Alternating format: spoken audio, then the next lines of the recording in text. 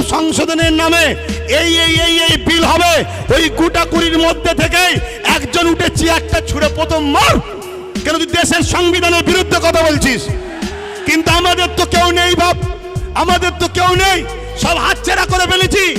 আজ শপথ নেন, আমাদের ভুল যদি ভাঙে, সময় যদি আসে, ওয়াকফ বিল এত সহজে তো করতে দেওয়া যাবে না। তাতে লক্ষ যুবকের বুকে তাজা দিতে রক্ত দিতে হলেও আমরা দিতে রাজি আছি, রাজি না রাজি নয়। কিন্তু এরপরেও আগামী দিন শুধু রাস্তায় দাঁড়িয়ে দাঁড়িয়ে আমরা লড়াই করবো কেন? রাস্তায় দাঁড়িয়ে দাঁড়িয়ে কতবার চিল্লাবো? তাই আগামী দিন সেন্টার হোক, রাজ্য হোক, সব জায়গাতেই আমাদের পক্ষে উপযুক্ত পায়া দাঁড় করিয়ে রাখা দরকার আছে না নয়?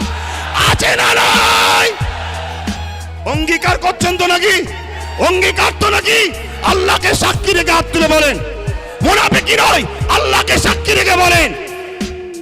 আজকে বড় দুঃখ, আজকে বড় আফসোস, একটা কেউ আমাদের বলার নেই। ওয়াকফ নিয়ে বলবে কে? আমাদের কেউ নেই।